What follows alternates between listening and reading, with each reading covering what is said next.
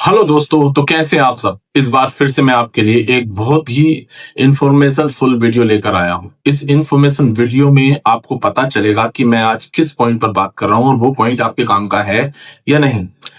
हाल ही में कई दिनों से मैंने ये नोटिस किया है कि जब भी मैं काम करता हूं शॉप पर, तो मेरे पास कुछ लोग आते हैं। कोई अभिभावक हो सकते हैं और अ, भाई भी हो सकता है, बहन भी हो सकती है, या कोई भी और अन्य बड़ा जो परिवार में एक जिम्मेदार की भूमिका निभाता हो। तो वो मुझसे आकर कहता है कि भैया मुझे सेकंड हैंड फोन दिलवा दो। फिर उसका दूसरा पॉइंट होता है कि सेकंड हैंड में मैं एंड्रॉयड लूं या आईफोन लूं। फिर वो ऊपर से बोलता है मुझे कि भाई कम से कम बैटरी ज्यादा चलनी चाहिए। अब ऐसे में मैं हर व्यक्ति को अलग अलग जवाब नहीं दे सकता। मैं हर व्यक्ति को समझाता हूं कि भाई आपकी रिक्वायरमेंट क्या है, आप मोबाइल फोन से करना क्या चाहते हैं और प्लस आपका बजट कितना है। तो लोग मुझसे बोलेंगे कि भैया हमारे पास बजट है 20 से 25 हजार का और मुझे अच्छा सा आईफोन लेना है, और वो भी 3 कैमरों वाला। तो मैं कहता हूँ 20 से 25 हजार में आपको अच्छा सा आईफोन, 20 से 25 हजार रुपए में अच्छा सा आईफोन 3 कैमरों वाला नहीं मिलेगा, पहली बात। फिर उनका जवाब होता है कि हाँ भैया मार्केट में तो बिक रहे हैं पीछे, फला दुकानदार दे रहा है हमें 25 हजार में, फला दुकान दे रहा है हमें 30 हजार में, फला दुकानदार दे रहा है हमें 35 हजार में। तो कई बार क्या होता है, हमारा सजेशन देने के बाद भी वो लोग उनसे मोबाइल खरीद ही लेते हैं। अब खरीदने के 1 महीने बाद आते हैं और हमसे कहते हैं भैया इसमें नेटवर्क नहीं आ रही, भैया ये बहुत हीट हो रहा है, भैया इसकी टच वर्क नहीं कर रही, भैया इसका बैक कैमरा नहीं चल रहा, भैया ये बहुत ज्यादा आवाज में डिस्टरबेंस ला रहा है, इधर से आवाज बहुत कम आती है, कई बार कॉल लगाता हूं तो दूसरे को नहीं जाती, कई बार कॉल आती है तो मेरे को नहीं आती। अब इतनी सारी समस्याएं उनके साथ होती हैं अगले 1 से लेके 3 महीने के बीच। अब एक व्यक्ति जिसने एक मोबाइल 25 से 30 से 35 हजार रुपए के बीच में खरीद लिया, कोई भी आईफोन, मैं नाम नहीं बताऊंगा, आप समझ जाइए, प्रो होगा वो, या तो वो 11 प्रो होगा। 11 प्रो का जो मार्केट रेट है इस समय 15 हजार से स्टार्ट है। 12 प्रो का जो मार्केट रेट है वो 22 हजार से 20 के बीच है। और 13 प्रो का जो मार्केट रेट है वो 28 हजार से लेके 35 हजार के बीच है। और 14 प्रो का जो मार्केट रेट है वो लगभग 40 से 48 के बीच है। 15 प्रो का रेट वो 52 से लेके 55 के लपेटे में मिल जाएगा। ये ऐसे ही थोड़ा थोड़ा डिफरेंस करके आपको ये अलग अलग रेट में मिल जाएंगे। अब बात आती है कि हमने 25 हजार का आईफोन खरीदा था 3 कैमरों वाला, और 1 महीने चलाया और 1 महीने बाद ये दिक्कत आ गई। अब माँ बाप, भाई या जो भी बड़ा सदस्य जिम्मेदार जो मैं शुरू में बोल रहा था, वो उस आईफोन को लेकर लोकल दुकान पे जाता है। लोकल दुकानदार कहते हैं कि इसमें खुलेगा, इसमें इतने का खर्चा है। उसके तुरंत दिल पर बहुत ज्यादा गहरी चोट जैसा महसूस होता है, अरे अभी तो 25 हजार का खरीदा, अब फिर आप इतने रुपए बता रहे हैं। वो घर चला जाता है, घर जाके थोड़े दिन उससे काम चलाता है, हिम्मत जुटाता है, फिर वो जाता है किसी आईफोन सर्विस सेंटर जो कि ऑथोराइज्ड बाय आईफोन है। वहां पे जब वो जाता है तो उस काम का खर्चा बताया जाता है 5 हजार प्लस। ये 5 हजार प्लस 18 हजार 22 हजार तक होते हैं। अब 25 हजार का तो उसने फोन खरीदा है और 20 हजार या 15 हजार का उसमें खर्चा आ रहा है। खर्चे से भी क्या होगा, सिर्फ वही प्रॉब्लम दूर होगी जो उस बंदे को है, एक्चुअल में है। ठीक है, अब 15 हजार रुपए 25 हजार का सेट लेने के बाद आपने 1 महीने बाद लगाया, आपके पास टोटल कितने रुपए खर्च हो गए? आपके लगभग 40 हजार रुपए खर्च हो गए, और अभी भी वो चीज वही बनी हुई है जो है। अब आप क्या करेंगे, उस फोन से परेशान होकर सीधा उस रिसेलर पे जाएंगे जिससे आपने वो खरीदा था, उससे कहेंगे भाई इस फोन को अपनी तरफ लगा लो। तो वो क्या करेगा, आपको अगर उसने 25 हजार का बेचा है, अगर 30 हजार का बेचा है, अगर 35 हजार का बेचा है, तो उसमें से 2 या 3 हजार रुपए कम करेगा। मान लीजिए आपने 25 हजार का खरीदा, तो वो आपको 22 हजार रुपए देगा। अब 22 हजार रुपए लेने के बाद आप उससे पीछा छुटा लेंगे कि भाई इस फोन को आप तू रख ले और ये 22 हजार रुपए मुझे दे दे। अब वो आप 22 हजार रुपए लेकर घर जाएंगे, जबकि आपका उसमें खर्चा हुआ है 40 हजार का। और 40 हजार रुपए आपने कितने दिन में खर्च कर दिए? मात्र 1 से 3 महीने के बीच। अब आप खुद सोचिए, अगर आप इन सब चीजों को जानना चाह रहे हैं कि आखिर में मैं सही कह रहा हूं या गलत, तो आप नजदीकी मोबाइल रिपेयर या टेक्नीशियन से मिलिए, वो भी आपको यही बात बताएगा। हाँ, अगर आप कोई कंटेंट क्रिएटर हैं, आप कोई वीडियो बनाते हैं, आपका कोई काम अच्छी वीडियो क्वालिटी से रिलेटेड है, तो आप रिस्क ले सकते हैं, कोई दिक्कत नहीं। लेकिन जब भी आप 25,000 रुपए, 30,000 रुपए, 35,000 रुपए डालें, तो आप एक चीज बहुत खास करके ध्यान में रखें, जिससे भी फोन खरीदें उससे कह दें भाई कम से कम 3 महीने की मुझे गारंटी चाहिए कि इसमें कोई प्रॉब्लम नहीं होगी, तब वो आप फोन खरीदें।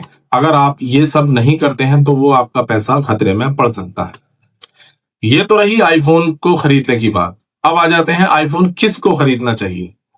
तो मेरे भैया, आईफोन उन लोगों को खरीदना चाहिए जिनके पास एसी, जिनके पास बिजली 24 घंटे है, जिनके पास धूल का कोई काम नहीं है। अगर आपके पास आईफोन रहेगा और गर्मियों का अगर सीजन चल रहा है तो वो 80% से ऊपर चार्ज नहीं होगा। आप उसे कंटिन्यूस फोर्स करेंगे चार्ज करने के लिए, सेट हीट हो जाएगा। सेट में हीट होने के बाद ये डबल लेयर में बना हुआ होता है, वो आप यूट्यूब पर देख लेना डबल लेयर क्या होता है। तो उस डबल लेयर का जो कंपोनेंट होते हैं वो 183 से लेके 350 का जो टेम्परेचर होता है उसके बीच मेल्ट हो जाते हैं। अब मेल्ट होने की वजह हीटिंग है, या आपके चार्जर लगाने की वजह है, या आपको उस फोन को यूज करने की वजह है, तब आप ऐसे में परेशानी में फंस सकते हैं। खामखा आपका इतना 20 से 25,000, जो कि हमारे लिए, जो हम निम्न क्लास पे लोग हैं, उनके लिए बहुत बड़ी बात होती है। अब जैसे तैसे हमने वो फोन खरीदा था, अब हम उसे चार्ज कर रहे हैं तो वो हीट हो रहा है।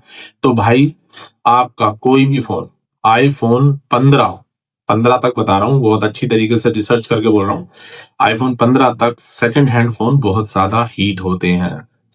और ये जब भी आप खरीदेंगे तो आपको इसकी बैटरी 90% से नीचे ही मिलेगी। समझ रहे हैं आप? और 90% से नीचे अगर आपकी बैटरी है तो आप ये मान के चलिए कि वो सेट मोबाइल फोन लगभग 2 साल यूज किया होगा। 2 साल में वो गिरा भी होगा, पानी में भी कुछ जा सकता है, डस्ट भी हो सकती है, XYZ कुछ भी प्रॉब्लम हो सकती है।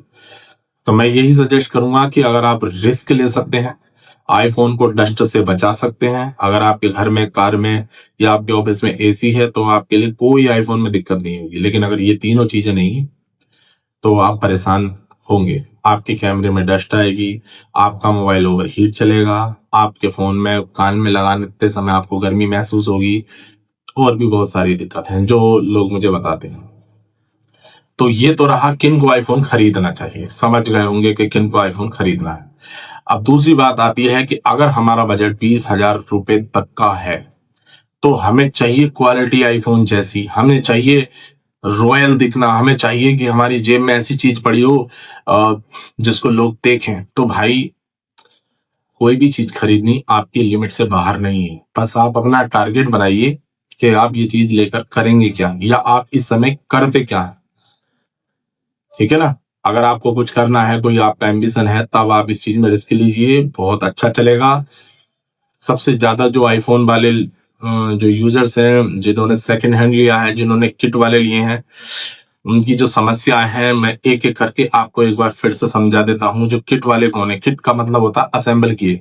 चाइना में भी अलग अलग तरह से फोन बिकते हैं, कुछ ऑफर्स में बिकते हैं, कुछ फाइनेंस में बिकते हैं, कुछ कंपनियों को दिए जाते हैं। इस तरह से हजारों की तादाद में फोन बिकते हैं। वो चाइना में ही नहीं, सारे देश में, China, America, Japan, Iran, Tehran, सब जगह बिकते हैं। और जब वो सारे देशों में ये फोन स्क्रैप बन के आते हैं, तब उन्हें नई बॉडी में फिट किया जाता है, नई डिस्प्ले लगाई जाती है, नया सॉफ्टवेयर उस पर रीसेट करके लगाया जाता है, और नया बॉक्स भी तैयार किया जाता है। इन सबको मिलाकर एक फोन असेंबल होता है, जो कि नॉन ऑथराइज्ड होता है आईफोन से। अब वो पूरा तरह से ओके है, कॉलिंग वॉलिंग सब चेक करके आपको बेच दिया जाएगा, जो कि ना तो डस्ट प्रूफ होगा, ना ही डेंट प्रूफ होगा, और ना ही बैटरी की उसकी कोई जिम्मेदारी होने वाली है। अब सबसे पहली बात यह है कि आईफोन आपको क्यों खरीदना है, ये आपको पता चल गया। आईफोन कौन सा खरीदना है, ये आपको पता चल गया। आईफोन कितने का है, ये भी आपको पता चल गया। और आईफोन क्यों खरीदना है, ये भी आपको पता चल गया। और रखना कैसे, ये भी आपको पता चल गया। अब मैं बता देता हूं, आईफोन में अगर कोई दिक्कत आती है तो उसके खर्चे क्या क्या हैं। अगर आईफोन में, जो कि 25,000 से लेकर 48,000 के बीच है, अगर उसमें चार्जिंग खराब हो जाए तो कितना खर्चा आता है? तब खर्चा आता है 3,000 से लेकर 8,000 के बीच। ठीक है? अगर उसकी डिस्प्ले खराब हो जाए तो उसका खर्चा आता है 4,000 से लेकर 12,000 तक। ठीक है। अगर उसमें नेटवर्क नहीं आए तब उसका खर्च आता है 5,000 से लेके 12,000 तक। अगर उसमें ब्लूटूथ वाईफाई काम ना करे तो कई बार सेट मिस्त्रियों द्वारा, टेक्नीशियन द्वारा डेड भी हो जाता है, यानी आपके जो पैसे थे वो गए। ठीक है ना। अब उसमें दिक्कत आती है माइक की, इधर से आवाज जाना आवाना, तो ये सब खर्चा आता है 2,000 रुपए का। तीसरी उसमें एक सबसे ज्यादा जो दिक्कत आती है वो आती है आई क्लाउड की। अब आई क्लाउड की दिक्कत इतनी बड़ी है कि उसका तो अभी सोल्यूशन ना तो आईफोन ने दिया है ना ही लोकल मार्केट में। अगर किसी वजह से आप उसका आई क्लाउड भूल जाते हैं, आई क्लाउड मतलब जो उसके अंदर आपने ईमेल आईडी डाली है, वो जीमेल की भी हो सकती है और एप्पल की भी हो सकती है। अगर वो आपने आईडी डाली है, किसी वजह से आपका फोन क्रैश हो गया, डेड हो गया या डैमेज हो गया और आपका फोन फॉर्मेट हुआ, अगर उसके अंदर फाइंड माई डिवाइस फोन थी या जिस भी बंदे से आपने खरीदा आप उसे अच्छी तरह से जानते हैं, तो कई बार मैंने ये भी देखा है कि जब सेकंड हैंड लोग फोन ले आते हैं तो 2 साल तक चलाते हैं, वो रीसेट करके दे देता है और जैसे ही 2 साल बाद सेट फॉर्मेट होता है या सॉफ्टवेयर अपग्रेड होता है तो वो ओनर आईडी पर पहुंच जाता है। अब ओनर आईडी का मतलब यह है जिस दुकानदार ने बेचा वो भी आपको नहीं पहचानेगा और आप भी उस आईडी को नहीं जानेंगे, तो ऐसे में वो आईफोन डब्बा होकर घर पे रख दिया जाएगा। ना तो उसे सर्विस सेंटर करता है ना ऑनलाइन उसका कोई सोल्यूशन है। तो एक बीमारी ये भी नोट आप अपने दिमाग में रखना। मैं समझता हूं आईफोन से रिलेटेड, सेकेंड हैंड खरीदने से रिलेटेड, यूज से रिलेटेड आपको इस वीडियो में सारी बात पता चल गई होगी। और अगर आपको कोई और बात जाननी है तो कमेंट सेक्शन भाई नीचे है और हेल्पलाइन नंबर मेरा हमेशा ओपन रहता है जो कि मेरे चैनल पर है। और वीडियो को लाइक कर देना, एक अच्छा सा कमेंट कर देना और चैनल को सब्सक्राइब कर देना, आपके बहुत सारे पैसे बचा सकता हूँ। क्योंकि जितने भी लोग ये आईफोन बेचने वाले हैं, जितने भी एडवर्टाइजर हैं, जितने भी टेक्निकल गुरु वगैरह लोग हैं, ये सब भाई पैसा लेकर वीडियो को प्रमोट करते हैं। कंपनियां ने थोड़ा थोड़ा चिल्लर डालती रहती है और ये उसके गुण गाते रहते हैं। तो आप कभी भी इस तरह के किसी प्रोडक्ट में पैसा इन्वेस्ट करें तो एक बार मेरा वीडियो उस तक पहुंचा देना, ताकि उसके दिमाग में अच्छी बात आ जाए, उसको समझ में आ जाए कि उसको करना क्या है, क्यों खरीदना है। ठीक है, चलिए मिलते हैं अब अगले वीडियो में। शायद इस वीडियो में आपके लिए कोई काम की खबर निकल आए। तब तक के लिए धन्यवाद।